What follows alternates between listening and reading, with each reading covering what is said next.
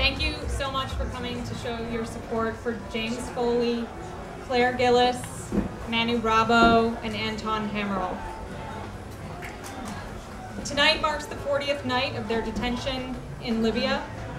On behalf of Jim's family and friends, I'd like to thank Sebastian Younger and the Half King for use of this space and send our condolences on the recent death of Sebastian's friend Tim Hetherington in Libya. My name is Heather McDonald. I'm a childhood friend of Jim's from New Hampshire. Jim used to sit behind me in Latin class and tease me about my incorrect declensions. Over in civics class, we had a teacher who called me naive whenever I'd make pacifist comments. Jim teased me about that as well. "You're so naive, Heather," Jim would echo, when I knew deep down he shared the same naivete. 20 years later, we live further apart than ever, yet somehow our friendship is closer than ever.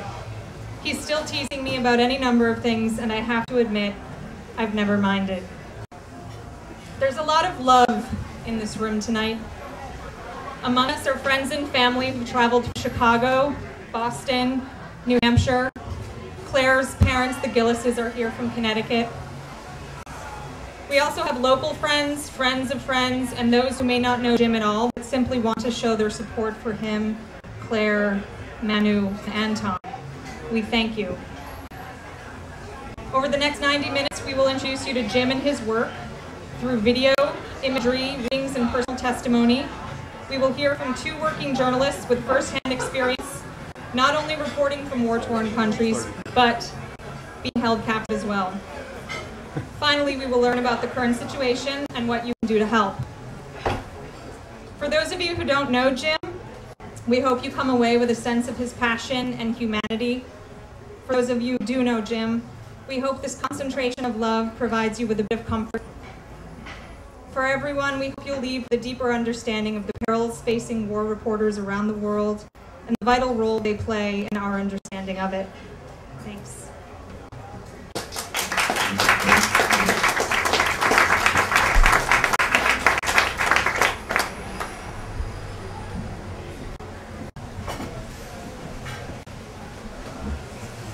Good evening, everybody. Thank you so much for coming. My name is Brian Oates, and I've been asked to introduce Jim and let you all know a little bit about him.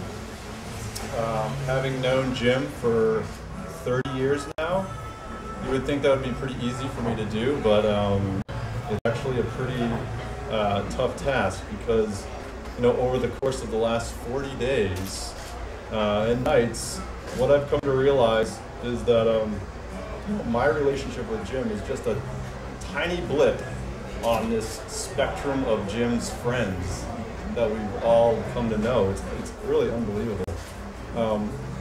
All these relationships are very specific and unique to Jim. And I want to tackle some of those, but I just want to rewind and give you the quick, what I know, what we know. Wolfboro, New Hampshire, a small, quaint New England town on Lake Winnipesaukee where Jim grew up. Works at Miltoner's store, shoe store. Great skier, pretty good soccer player, defense, baseball, not so much. Plays saxophone, develops interest in history, world events, the Boston Celtics. Scours the pages of the Times magazine in his bedroom. Represents our high school on a Jeopardy format game show. And he misses the tiebreaker question, name given to a ballot that votes all candidates from the same party. I'm screaming at the television, straight ticket, Jim. No answer. I'll never let him live that down. He goes to Marquette University, graduates in 1996. Road trip, me, Jim, and another good friend of ours, Jeremy, from Wolfboro. We meet in Colorado, and we drive to California. Jim loves his naps. In Death Valley, we come across a rattlesnake in the middle of the road. And instead of minding our own business and simply driving around it, Jim has to get out of the car and see if he can make it rattle. He succeeds. Phoenix, Arizona, Jim joins Teach for America and spent 4 years teaching middle school at Lowell Elementary School in South Phoenix. UMass, graduates in 2002 from the MFA program in creative writing, but not before teaching undergraduate students in GED programs to at-risk women from the surrounding Amherst area. He moves to Chicago, continues teaching at-risk youth adults, and chooses to live in the impoverished community of Pilsen. He adds to his resume teaching literacy skills to inmates at the Cook County Jail and the Jump Start program, helping to prepare his students to succeed in their return to the community. Goes to Northwestern's Middle School of Journalism, graduates in 2007, bent on giving a voice to the underprivileged. 2008, calls home and excitedly proclaims, "Ma, I got my hands on some discounted Kevlar. I'm embedding with the Indiana National Guard and I'm going to Iraq." That's the gist of the conversation anyway. Middle East, Jim embeds with U.S. soldiers in Iraq and Afghanistan for the next 3 years, reporting as an independent journalist. He begins utilizing video in his reportage, which is shown by CBS Nightly News, amongst other news outlets. He creates his blog, A World of Troubles, and we can all keep up with Jim's travels. Libya, Tuesday, April 5th. Jim, now a correspondent for Global Post, along with 2 other journalists, Claire Gillis, an American freelance journalist working for The Atlantic and USA Today, and Manu Bravo, a Spanish photographer on assignment for the European Press Agency, are taken hostage in Brega by forces loyal to Gaddafi. Now, we should also mention it was originally reported that Anton Hamro was with them. We have now learned that that was not the case, and in fact, no one has heard from Anton since April 5th. We know Jim, Claire, and Manu were taken to a detention center in Tripoli. Claire's called home twice, saying she's been given chocolate, perfume, and Orwell's Animal Farm. Jim has called home once, stating he is strong, unharmed, and being treated well. His biggest concern, of course, was the trouble that he caused. He said, "Mom, I'm sorry." They have since been moved to a safe house, and on Monday, were visited by a foreign intermediary. May 15th, that brings us to today, gather in New York City to recognize Jim, Claire, Manu, Anton, and all the other missing or detained journalists overseas. We have been given no indication of their release.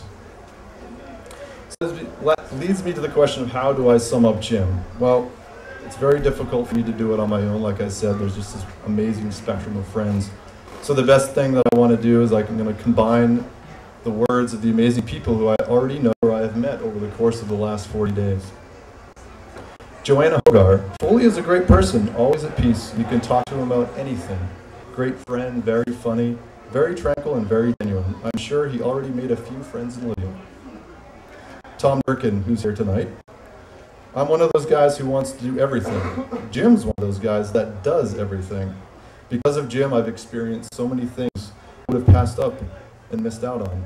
Whether it's traveling down to Puerto Penasco, Mexico, hanging out at a hunger strike, checking out an unknown band, hearing different people speak, considering an alternative viewpoint, Jim has always urged, pushed, and prodded me to drop my guard and to experience life.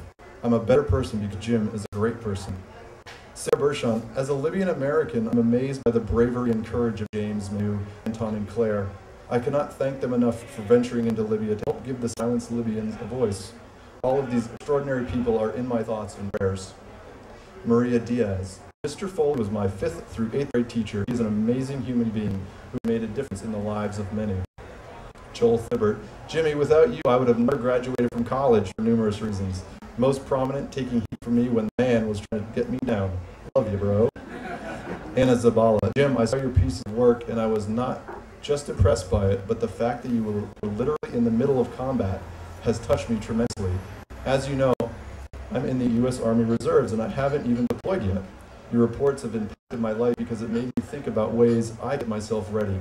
So when my time comes to deploy, and also awaken my conscience into thinking of how we are too relaxed here, while there is a war on the other side of the world.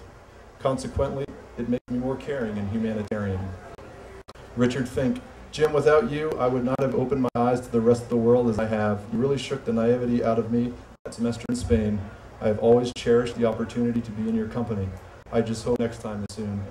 And finally, Jeremy Osgood, that 3rd road trip friend of ours.